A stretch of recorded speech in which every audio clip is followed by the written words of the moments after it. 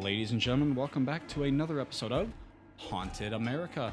Today we have another rendition of our Reddit ghost stories for you guys, with two more interesting, shorter stories. The first one, a shadowly, that's right, shadowly, not shadowy. I love it when it starts like this.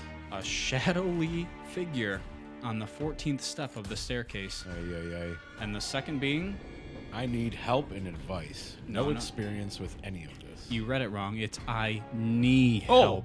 I didn't even catch that. Oh, yeah. I need help and advice. No experience with any of this. That's, I'm Italian. I can say it like that. I'm your host, Alton Taylor, joined always by my co-host. Jester Pazzo.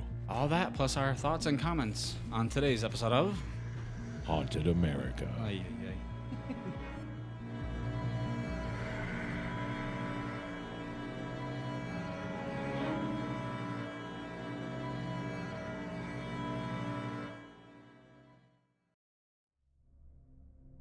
Before we get into the episode, if you guys could take the time to rate and review this podcast on whatever platform you may be listening on, we would greatly appreciate it.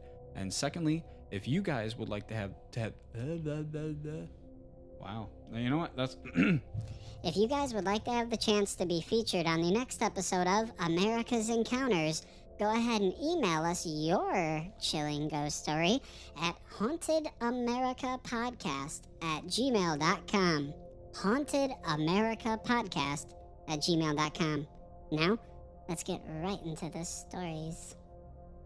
I hate that voice. I love it. I hate it.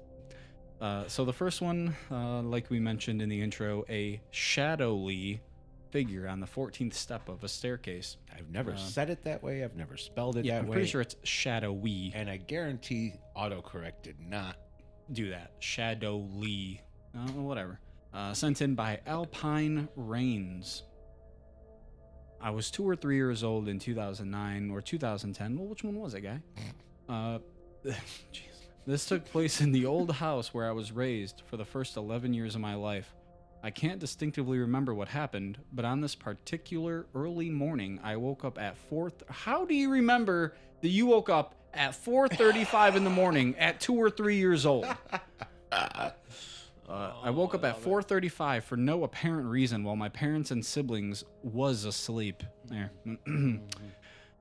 There, my granny was making coffee every weekday starting at 2:30 in the morning. She does the 4-hour session to prepare and make coffee for my dad for his work at 6 in the morning. This story, people need to learn grammar. My granny takes a nap after her coffee session after that. Well, okay, wait, let's do math. Takes nap. 2 or 3 years old in 2000. Let's just say 2 years old in 2010. It's 2025 now. You're 17 years old? Mm-hmm. Come on, guy. What school you go to? Did you drop out? My granny takes nap. I walked up to my granny and called her name at 4:35 a.m. We get it. Exactly at 4:35. And got her spooked a little because I was awakened on this sudden, very early morning. She told me a little over 5 minutes since I was awake to go back to bed, calmly and quietly. But then when I walked up to the path leading to the room where I was in, I turned my head left and looked up the staircase, saw a black shadow just standing there near to where it is on the stair pole, which is around the 14th step or something. It wasn't moving, oh God, because it looked straight at me. I wasn't particularly scared at all because I was an infant and do not know what fear was. Anyways, I went back to bed and woke up in the morning to pretend nothing happened afterwards. I just want to point out, right up until that last sentence, that was all one sentence.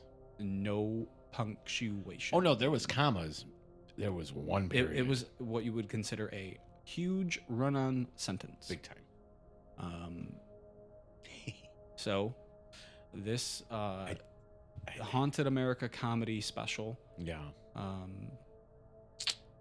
I don't even know what happened in the story because it's so unbelievable and poorly written. You guys decipher this story how you wish. 3 years old. 11 or you know 3 you- years old, you know you- 4:35 in the morning. Exactly. Why is your grandmother taking 4 hours to make coffee? She grinding this? I mean, why?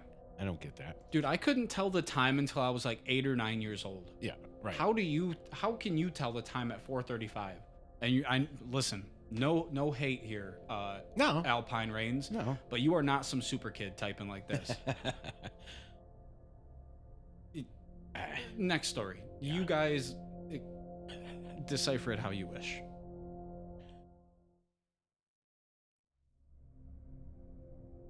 I need help and advice. No experience with any of this. Sent in by WorldlyNet532. I need advice. Something strange is going on in my home. On Friday night, my friends came over, and one of them noticed a Bible under my dresser. I had forgotten it was there. Later that night, I felt something on my bed, but my cat wasn't in the room. Then I heard people talking, but I'm home alone. On Saturday night, I felt something grab my braid. I'm really scared. I've been researching signs of paranormal activity, and I found that flickering lights can be one indication. Recently, the light in my room has started flickering. My brother also mentioned that he felt something grab him in the hallway, but there was no visible mark. I hadn't told him about my own experiences. What should I do? Could the girl who asked about the Bible have somehow triggered something? I lit a white candle earlier today, and I walked out of my room and heard a clicking sound near the candle. Okay, really quick. The clicking sound could be the candle burning. I'm watching too many movies. It is very possible that your home is indeed haunted. But I find it weird that I don't know. Maybe you didn't start really paying attention. Maybe the signs were there all along, and Maybe. you just didn't start paying attention until somebody brought up the Bible. Sure. 'Cause I don't really know. Maybe something did click when the. No, that wouldn't make any sense, right? Okay. Something clicking and starting up after the Bible gets mentioned, because It's obviously, if possible. the Bible is there, you're reading it and you have it out. Yeah, but You know. if you're bringing it up and you're talking about it, and it is some kind of evil, demonic entity, then it would have gotten upset by mentioning the Bible, I guess. Like, I mean, it's possible. Huh. And grabbing your brother and grabbing your hair. So what advice? What advice do you want? What should I do? Nothing. I don't know. Well, you did a decent job lighting the white candle. Yeah. That could help a little bit.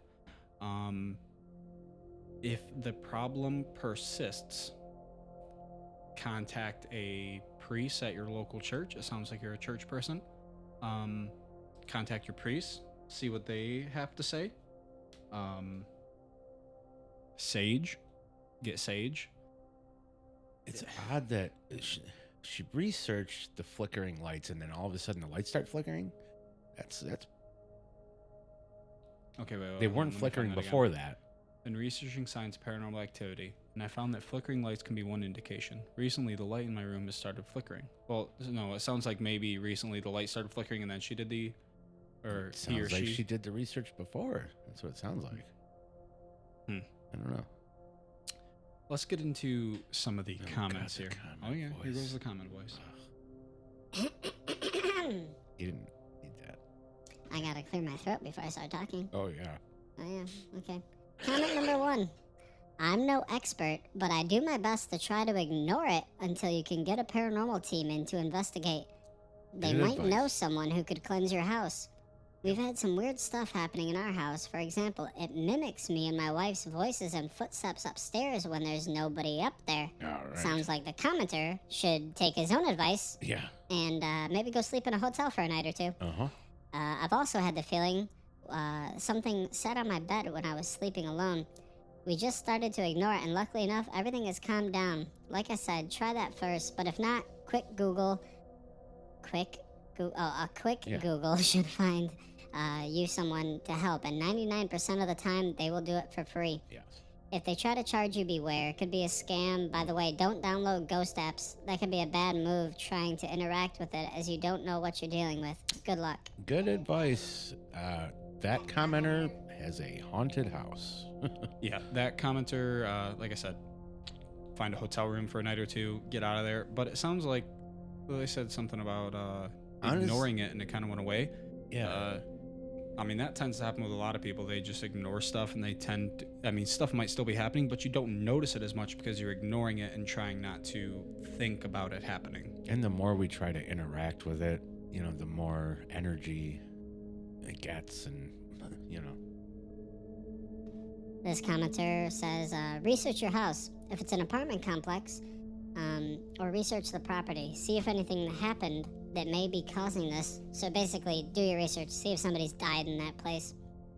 Pretty much, right? Yeah. Yeah. Maybe somebody died and they're haunting you. They're mad that you're still alive and they're passed on. This commenter. This is something that my mom and her sisters used to do. They believe it dispelled negative energy and brought about calmness and peace. Do you know what mint leaves look like? Sometimes they grow wild in gardens, or you could get a small plant from a greenhouse or plant nursery. Cut a couple sprigs of fresh mint and place it in fresh water in a glass vase. Even a drinking glass will do, as long as it's clear. Place the mint offering up as high as you can, like on a dresser or bookcase. As you set it down, state that your intention is for negative energy to leave you and your surroundings. Have you ever heard of something like this? Kind of, yeah, actually. I've never heard of it with mint. I have. And say that you welcome light and pure positive energy. Leave it there for a good month. If the water evaporates, refill the vase. If the mint dries out, replace it with a fresh one. Just keep it for 1 month. That's it. You'll notice a difference before the month is up. And I know I sleep better when I do it. Best of luck. I mean, I have heard something similar to that before. Huh. And the last comment we have to read for you guys. I grew up in a haunted house.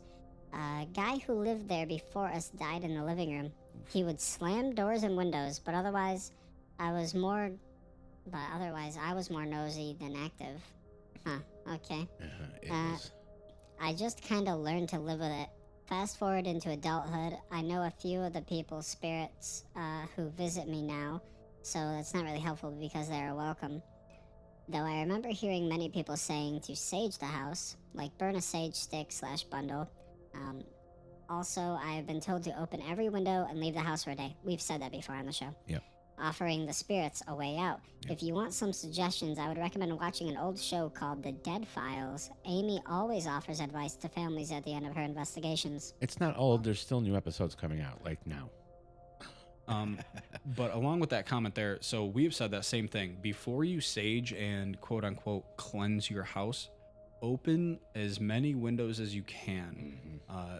It seems to be like a known thing that opening all the windows and then saging gives all that negative energy a place to leave your house. If you have everything closed, people think that the spirits won't be able to exit because there is no actual exit. Everything's closed up. Right. So, I mean, some of this is good advice, but you're haunted is what it kind of sounds like. It was hard for me to take it serious at first after the first story, but yeah, this one's more believable.